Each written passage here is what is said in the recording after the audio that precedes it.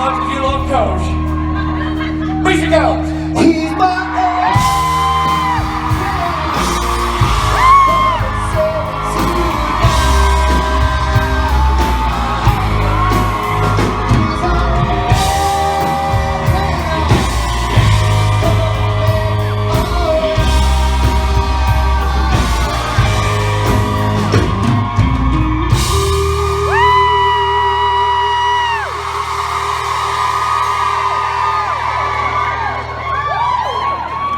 Thank you, that is very beautiful. And,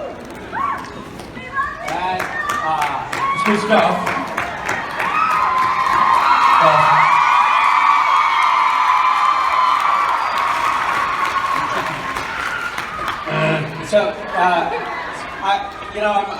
If you follow me on Twitter, you'd see that I'm I'm embroiled in at least internal political dialogue at these times.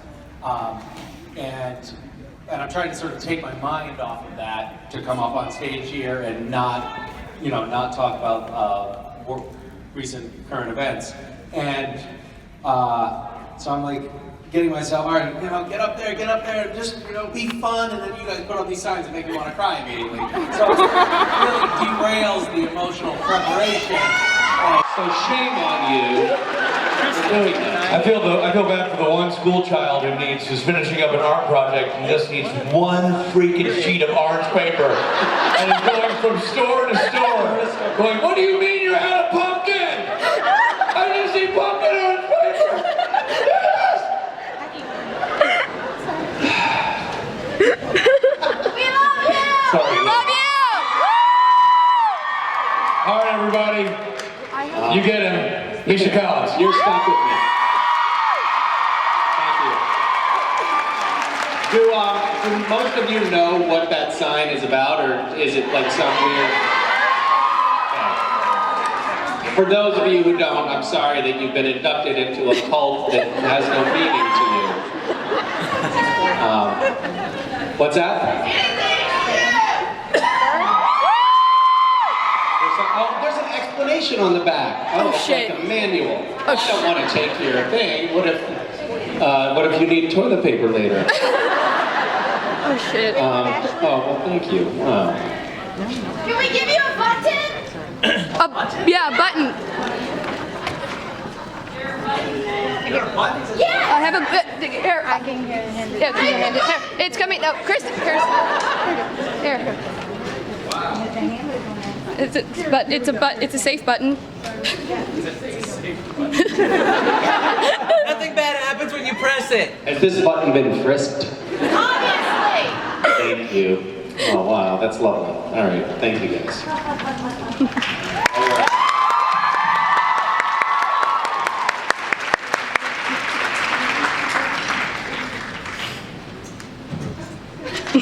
You're amazing, Misha. My kids say, all children say things that are really like lovely and sweet and potentially momentarily transformative. And it's really lucky to be around little people who do that for you from time to time. I've told this story before, so I apologize for those of you who also heard this already. But just gives you an idea, this story is very sweet, and so is this one.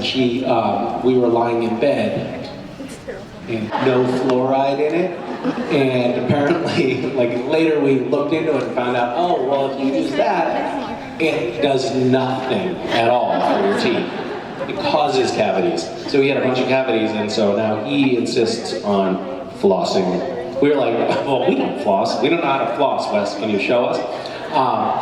So he brushes, he flosses, then he uses mouthwash, and then, the pajamas go on, and then we crawl into bed, and then we pick out our 4 books, and then we read our books, and then we tell our stories from the day, which has actually gotten really tedious now, because it's the same story every day with the kids, and it's fucking long. It almost takes a day to tell what happened in a day, and then we sing a song, and eventually I fall asleep.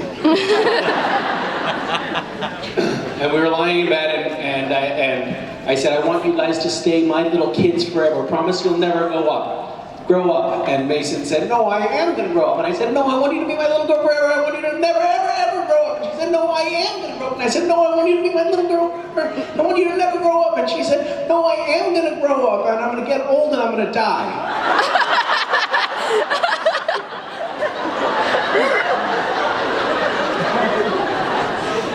So that kind of killed the moment.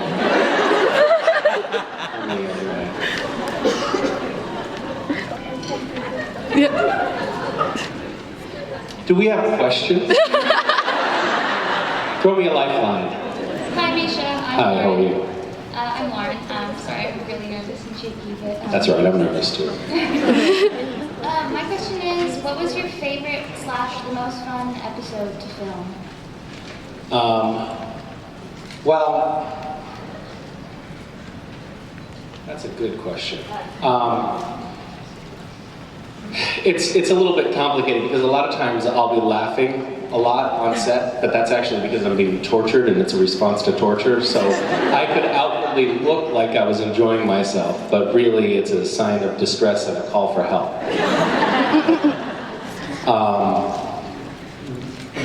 One of my favorite episodes, though, I mean, it's my favorite episode of the show, which is The French Mistake. It's just an amazing episode. And I loved shooting it too because we just had fun messing around, making fun of ourselves. I told some of this story at my meet and greet just now, so those of you who were there, you can, go on Twitter or something right now. But when we were shooting that, we had lots of drafts of the scripts that come in for each episode. And in the early drafts, I called the writers and I was like, hey, could we make my character the quintessential douchey actor? Like, really make me a total douchebag. And they were like, oh, that's a hilarious idea. Of course, now I realize their inner monologue was, you are that. Sure, Misha, just act like yourself. So, when the final script came in, they didn't really push it far enough. So I was constantly trying to make an effort when we were shooting to make myself more douchey. So I was like ignoring the PA who was talking to me and pushing the makeup artist away from me. I don't really do that when we're on set. I use my foot. I don't want to touch her with my hand.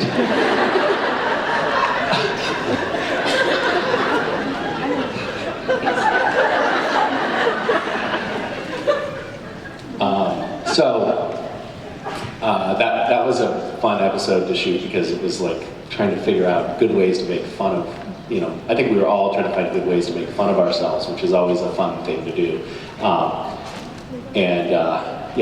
After that episode aired, my manager called and said, oh, it's so great to see you, really just getting to play yourself. And I was like, oh my God, I made a terrible mistake. Everyone now just thinks that's how I am. Anyway, thanks, yeah. Thank Hi. you, very sweet.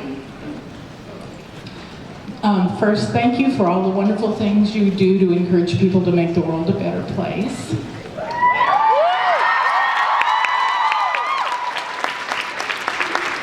I feel like I'm just compensating for my bad personality and just trying to zero it out, but thank you, that's very kind. My question is about First Blood, the episode that was on Thursday night this week. I'm glad you reminded me because I was like, I don't remember that far back, but now I know what you're talking about. Yeah. There were several very powerful times with your face during that episode, but the one I want to ask about is after Lisa gets her surprise from you, because some people may not have seen the episode yet. Spoiler alert. Surprise. Yeah. Because lots of you may not have seen it yet. Yeah. When Lisa gets her surprise from you, your face is just full of all kinds of things. So without a spoiler alert, sorry. Wait, what are we talking about? Use code language, obviously, but to tell me what's... But I want to know what was in Cass's mind.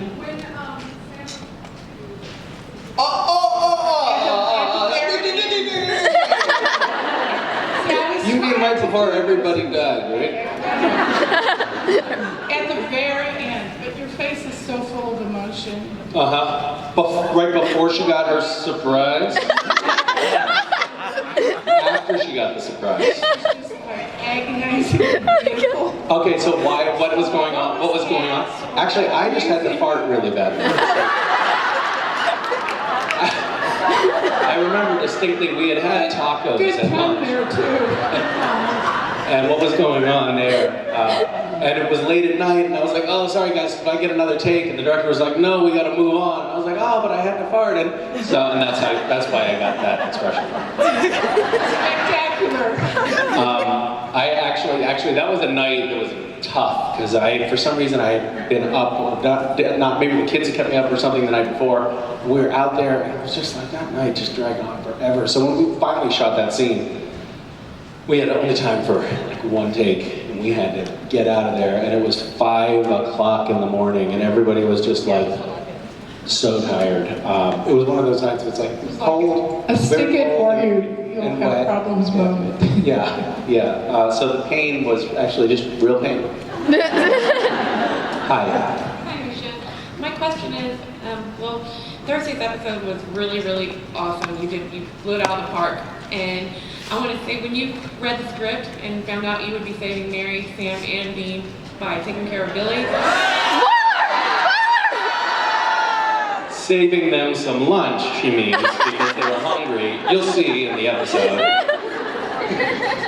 You covering your ears doesn't help. Just so you know. She's like, I can't hear myself screwing up. It's all right. I do it all the time. The truth is, I was saving them lunch. how did you feel when you read the script? And because it was just such a powerful scene, how did you prepare yourself for it? Were you really happy to finally be able to like?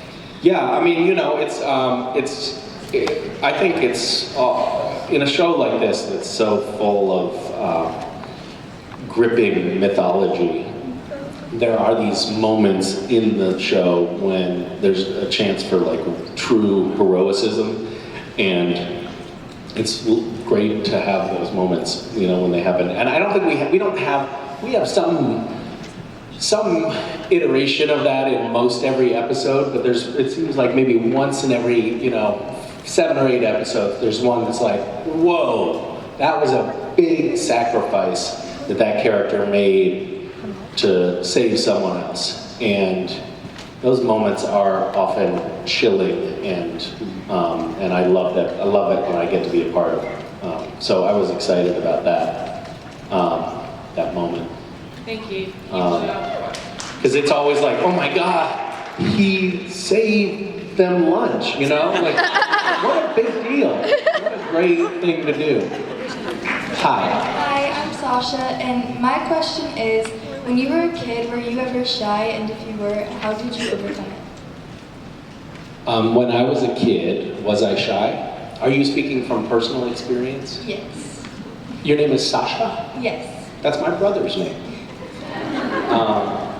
Yes, I was shy. And my brother was not shy, and I always resented him for that. Still do.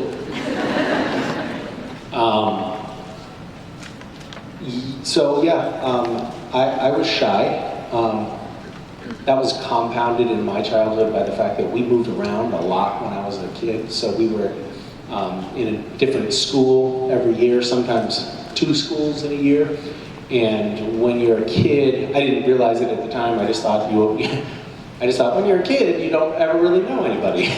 But it was just because I was always the new kid in the class, and I was always a little bit weird too. So that compounded the difficulty. And sometimes my mom would send me to the new school, like in 2nd grade, she sent me to my new school in like cowboy boots and pink tights, which I thought, hey guys, and they thought, you're not gonna be our friend.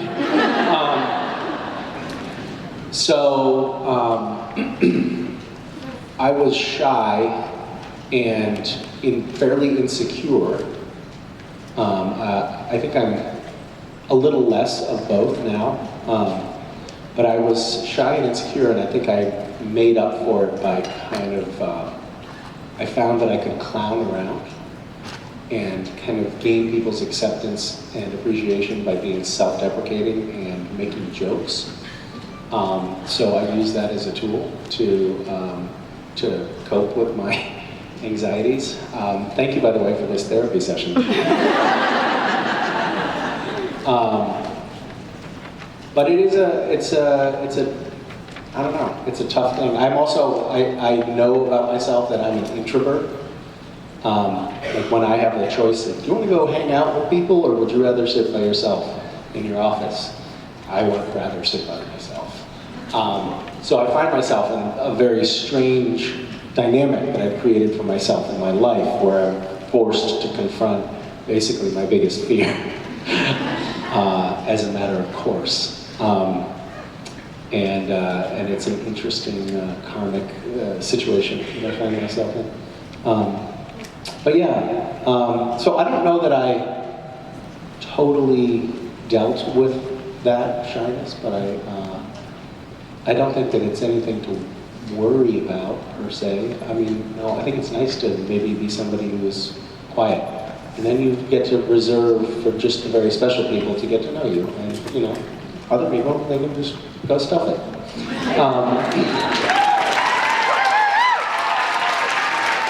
Is it something that you worry about? Is it something that you worry about? Yeah. Shyness? Yeah. I have anxiety, so. Yeah. So like talking about this in front of everybody is probably pretty stressful, right? Yeah. Sorry. I do find one thing, and I don't know if this will provide any comfort or not, but my wife and I were just talking about this a couple of days ago, how it feels like, because we've known each other since we were kids, like we've been together since we were 16, and we have changed so much since we've known each other, and we were noticing how a lot of our actual personalities have changed dramatically since we were 16. That it almost feels like we have these vestigial elements of our youthful personality, but that we're completely different people now. You know, all of the cells in your body completely replenish themselves over the course of a few years. You know, there's none of you left from 8-year-old you in the body that you currently have. Like, we really do completely change. And you know, I feel like there's some small through line, but there's a lot of change that happens to us over time. So you are at that spot in your life right now, but you probably won't be there forever. And enjoy where you are at the moment, you know, because there's really good things about being shy and contemplative. I think that it's great. It's a great opportunity to have a fertile imagination. You know, really. And there's a function in society for people like that.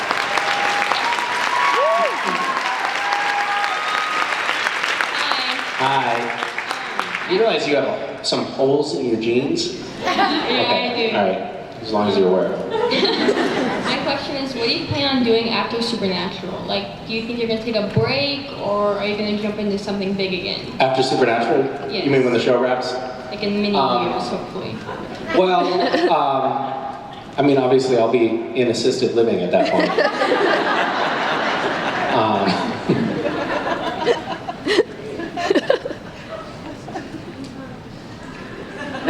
Sir, they've canceled Supernatural. What? You're gonna just speak up? I show up at work because I couldn't hear the message. We're not doing this anymore. I don't know. I have no idea. I don't know, you know, when that might be. It seems like Supernatural goes on for a really long time, doesn't it? It's kind of mind-boggling, and it's really strange. Like, we thought there was a moment when I joined the show, we thought it was going to end at season. Everybody was like, yeah, it looks like it's like a 5-season show. That's normal for a show. And then we had our, you know, 100th episode party, and we're like, oh my gosh, it looks like it might even go a little bit more.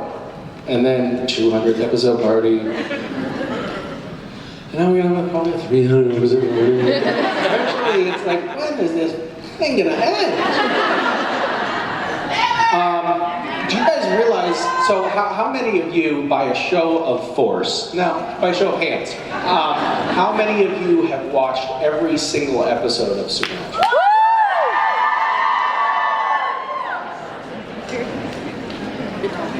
Think of all of the productive stuff that could have been done in that.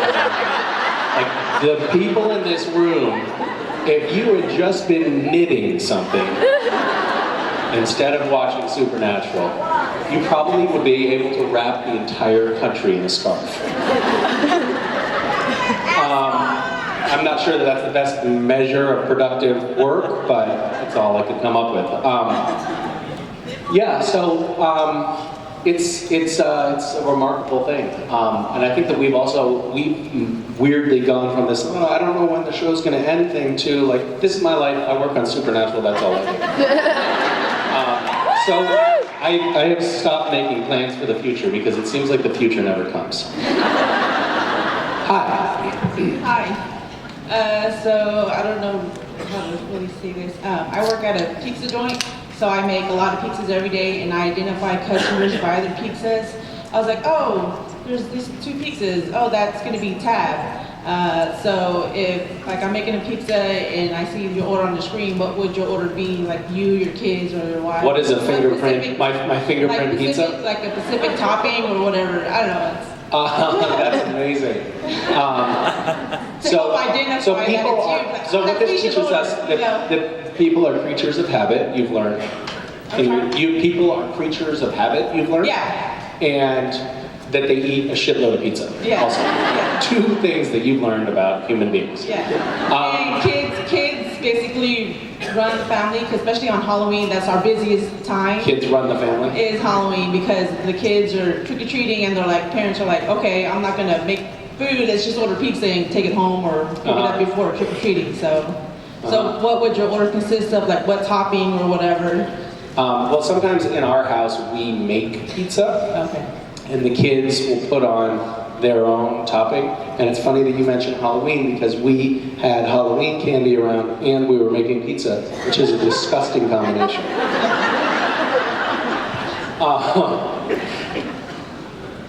I have set a really dangerous precedent of like being supportive of out-of-the-box thinking when it comes to cooking in our house. And I really regret that now, because I have suffered the consequences. But they really love pineapple pizza. Yes! And they love bacon. And so if you order like the Hawaiian pizza, a lot of times like, oh, that's close to bacon, but it's usually not really bacon in the conventional sense. It's more like, what is that? Yeah, we get like a lot of customers that are like, oh, I want Canadian bacon. I'm like, what is it that you put on? Like breakfast bacon. What do you put on? I'm just a regular pepperoni person, or cheese. I've been with my company for about. You have a lot of big fans out here. I was like, yeah. Yeah, I've been with the company for about 10 years, and they always ask me, what do you eat? And I'm like, I'm just a plain person, just pepperoni or cheese. I don't go. I think that's a good choice. Don't second guess that. Just stick with it. Yeah. How many pizzas do you think you've eaten in 10 years? Not a lot. That's not a lot? No, because, probably in the beginning I'd probably eat a lot, but now I mix it up. So I worked as a pizza delivery man.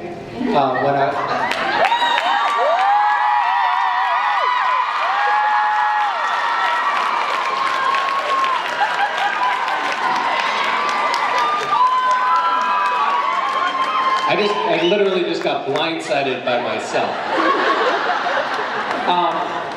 This is true. I worked at a pizza place when I was in college in Chicago. I had a lot of jobs when I was during college, but one of them was a service professional who brought pizza from the restaurant to residences of people. And I had a station wagon, and I would drive around in the winter in Chicago using the emergency brake stop method. What do you guys know? Have you ever? Oh, you don't have snowy roads. You don't know what one of the great pleasures in life is driving, pulling your emergency brake, and doing a 180 into a parallel parking spot in the city.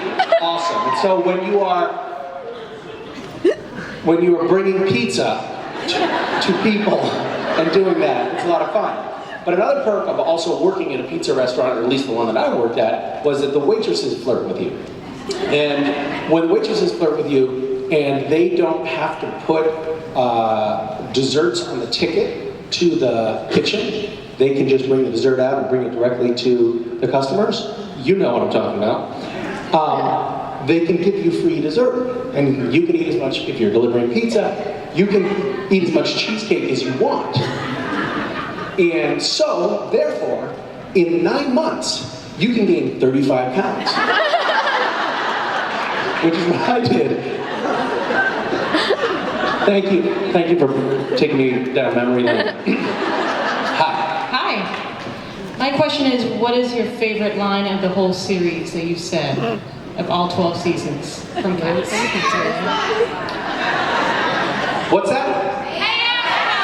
Well, Hey Aspa does come up a lot. When I read that the first time, when I saw it on the script, I was like, it's gotta be a typo. They can't mean this. That's what we mean. Say it. He who hesitates. What? The one with Lucifer. He who hesitates. Disintegrates. Disintegrates. That was my. I improv that line. One of the few that I actually did right. Let's see. I learned that from the pizza guy. You win. You win. Thank you. Hi. Hello. Hi. I just want to say that you're a huge inspiration, not only because of your amazing acting ability, but for all that you do with your animation kindness. And I drove 12 hours just to see you. So Oh my goodness. Well, thank you for saying that. That's very sweet. And I'm sorry for all of your driving. 12 hours? And you're probably coming from Texas, aren't you? No. Oh, that's all. Central Missouri. Oh, okay. All right. That's really far away. Wow. All right. So, Where in central Missouri are you? Jefferson City area. Okay. All right. So, All right. all right. My question is, since you have some political background, I was wondering, what would your advice be to an aspiring politician and how they can positively affect the world through politics? Oh, God. Do it. I personally think that our political system is broken right now. I think there are many reasons for that. There's too much money in politics. There are too many special interests that have run away with our government. There are too many career politicians. And I think that sort of has bred a certain type of animal who has become our political leaders. I think what our country needs right now is a certain type of dynamic, inspirational leadership that brings out the best in people. And it needs leaders who are running for office, who are willing to lead by example, who are willing to be the people that they are encouraging the population to be. And I think passion is one of the things that I see missing from the political landscape. So I don't know. I think that if you really have those things and you're really driven by a desire to make the world a better place, then go for it. And it's awesome. And I do think that at this moment, we as civilians are hungry for that type of leadership, and there is a kind of vacuum across the board that can be filled. So be informed, I would say. Be compassionate and understanding and not divisive. Those things I think would be really good qualities in leadership. Yeah. Misha for president. So, you have my vote. All right. Yeah, except for I'm not registered in Missouri at the moment, so. But I think you can register in a bunch of states or whatever. It's no big deal. Yeah. Thank you. Hi. Hi, I'm Lane. First of all, I saw that you went to one of the women's marches last weekend, and it made me so happy because I went to the one in Dallas. So, and then my question was, if you could change one thing about this country today, right now, or say one thing to people currently affected by our president, what would you say and what would you change? I would say that right now our country is in this really strange state where people are drawing a line in the sand and they're saying us and them, they're saying red and blue.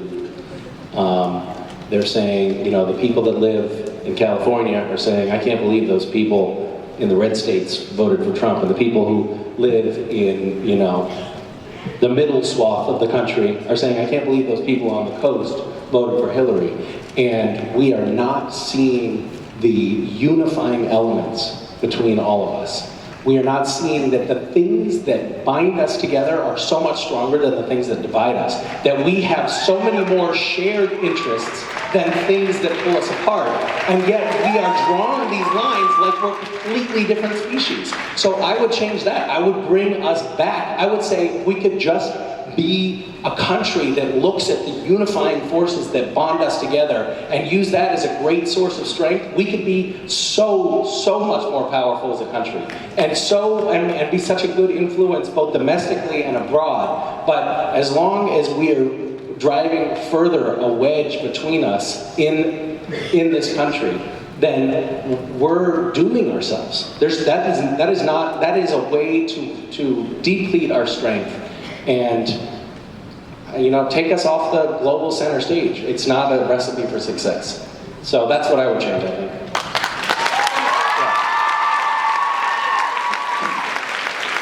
And I would love to see people trying to listen to each other also, who are of different opinions. I would love to see people actually try to engage in a dialogue that is meaningful. I see so much reactive responses online that have nothing to do with actually trying to listen to the other perspective. So more listening and less talking would be nice. And by the way, I'm very guilty of talking too much. Hi. Hi, my name is Abby, and I was wondering what was the best prank you've ever given or received from my castmate? Well, the ones that I've received have not been any good. They've been terrible. The best thing I ever did was Jared and I played a game of Words with Friends. Does everybody know what Words with Friends is? It's like Scrabble on your phone. And I was like, hey, Jared, everybody on set, everybody on Supernatural for like a year. This was maybe like 4 or 5 years ago, but everybody started playing Words with Friends to the point that I think it was costing the production money because everybody was always on their phone. And I was pretty good at it, and Jared was pretty good at it. We played a few games. And I was like, hey, Jared, you want to do one? And he's like, yeah, you want to make it interesting? How about $100 a point? So if he beat me by 10 points, say, I would owe him $1,000. And I was like, no, I'm not made of gold. I'll do 1/10 of that. I'll do $10 a point. And even that, I was like, ugh, what if it's 200? What if I lose by 200 points? I don't want to lose $200, but, you know. A couple $100, are you out of your mind? So we got home, we opened it up, and they had done a bait and switch. And it was all like full of dung and sticks, and like it was the reject pile of all the yarn. They're like, we thought one night here, let's go, man. So my mother-in-law doesn't like to waste anything. So I was like, well, that's a complete loss. And she combed out all of the yarn, washed it, balled it up in little balls, got some photos of the refugee camp that we had been at and some fake silk flowers in a little basket and sold them in the parking lot of the grocery store in her town over the course of the next 3 years. Isn't that amazing? That's dedication. So there was a real journey, and somewhere someone is wearing these incredibly scratchy, crappy socks, and they have no idea the journey that the wool went on to get to their feet. Yeah. Hi. Hi, Misha. My name's Lizzie, and I love you. And I feel like we're early in the relationship, but I'm willing to take that leap too. Let's just go for it. okay. Well, my question was that earlier you mentioned you went to college, and currently I'm going to college, and I'm kind of struggling right now. So, what tips do you have for students in college who are struggling right now? Oh, goodness. College is terrible, isn't it? I didn't mean to endorse it in any way. I had a terrible time at first in college. At the end of we were on the quarter system at my college. And at the end of every quarter, I would tell my friends, hey guys, I'm probably not going to come back. I'm really not enjoying this. And then they would see me the next semester and the next semester. I had a weird experience, which is that I took a year off from college and I had an amazing year. I just did so many things. It was like, wow, the world is amazing when you're not in school. And when I came back, somehow it changed something in me. And I went from being like, I don't want to be here, I don't know what I'm doing here, to being really focused and really energized. So I don't know. What worked for me was taking a year off. It's probably really not great advice, I don't know, but it is a really amazing luxury to be able to be in a place where you are just working on making yourself smarter and learning about the world. And if you can allow yourself to have a mental space to do that, it's awesome. If you're in college and everybody is just partying and having fun, I think it's a total waste of time, and I would say get out of it. It's not worth it. But if you're really there, improving yourself and allowing yourself to do that, it's kind of a rare opportunity because that doesn't really happen again. Then life comes along and you get so busy you can't focus on yourself like that. It's a great opportunity to work on yourself. I wish I could go to college right now, because I think I would probably be a solid C student now.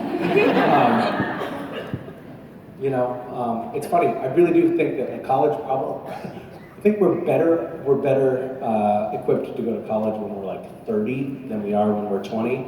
Unfortunately, that's not how it lines up in the life cycle calendar. But yeah, it's tough. But another thing that was helpful for me was finding things to do while I was in school that I loved, like working for Habitat for Humanity or things like that. Things that can kind of ground you and make you feel good about your place in the world. That was completely useless. I'm sorry. Thank you. Hi. Hi, my name is Lacey. Hi, Lacey. And I want to know... Are you from Houston? Yes. Very nice place. I wanted to How know... long? Wait. I have another question before you ask your question. How long have you been watching Supernatural? Maybe a year. 1 year? How much of it have you watched? Most of it. I haven't seen every episode, though. No. You skipped the ones that Cass isn't in, right? All right, what's your question? If you could be a Disney princess, who would you be?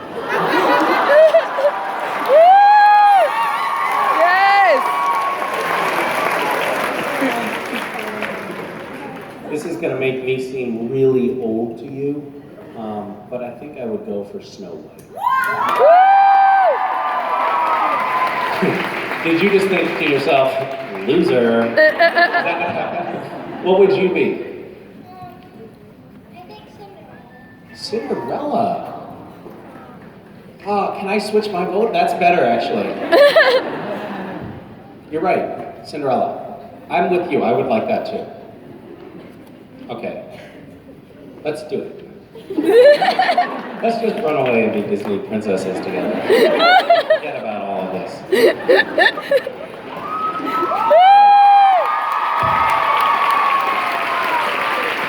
Take one more real quick, real fast. All right, hi. Hi, my name's Madeline. Hi, Madeline.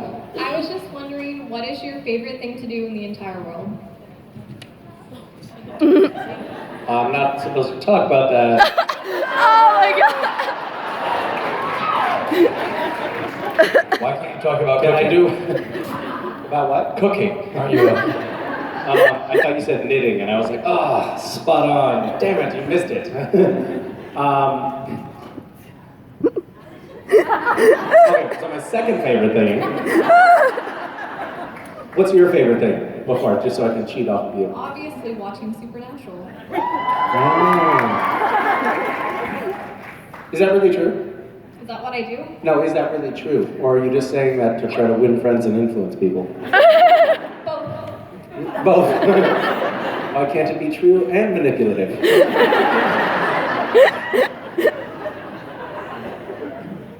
Oh man, I don't really have an answer. It's like this is the last question and I gotta come up with an answer. Favorite thing? Spending time with my kids, but that's not true.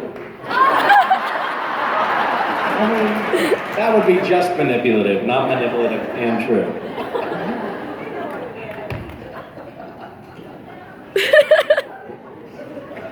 You love hanging out with other people's children. You can do that a lot. Oh my god. You could love giving a hug to the last question. Oh. That again, just manipulative. Mrs. Goes pervy. I think it might be running. I really love running. And Helping people. helping people? Oh, come on. You love it. Wow, I can't believe you stumped me with such an easy question. What's your favorite thing to do? It's too hard. It's too hard.